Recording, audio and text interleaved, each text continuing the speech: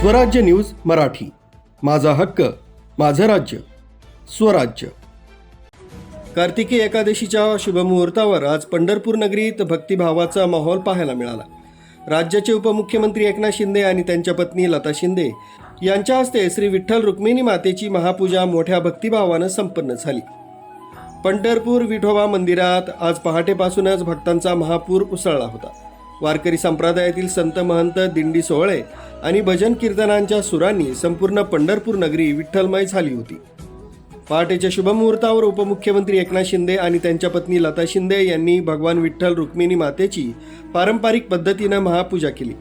पूजा संपल्यानंतर त्यांनी श्री विठोबाचं दर्शन घेऊन राज्यातील जनतेच्या सुख शांती आणि समृद्धीची प्रार्थना केली।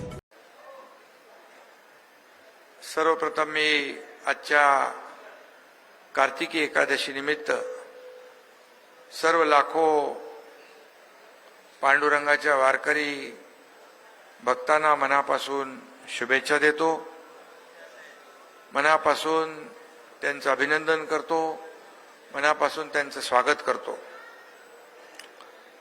आणि पंढरीच्या पावन भूमीला, महान वारकरी परंपरेला साष्टांग दंडवत घालतो। खरं म्हणजे इथं आल्यानंतर मगाशी मी अवशिकर महाराज कुठे येताना बोलत होतो, इथं आल्यानंतर एक वेगळं व्हायब्रेशन आहे, एक वेगळी ऊर्जा आहे आणि इथं आल्यानंतर असं वाटतं की इथून हलू नये, अशी एक इथं एक संपूर्ण भारत म्हणजे पांडुरंगाच्या आशीर्वादाने सगळी हा परिसर पूर्ण हाच काय पूर्ण पंढरपूरमध्ये जिकडे जावं तिकडं पांडुरंगाचं नामस्मरण जयघोष सुरू असतो। बगरे गुरुजी इकडे आहेत आणि सगळीच मंडळी आहेत, संभाजीराव सगळी आपली सगळी संस्थेची सर्व मंडळी आहेत। यावेळी मंदिर समितीच्या विश्वास्त, वारकरी कुटुंबे, संत महंत आणि स्थानिक मान्यवर उपस्थित होते।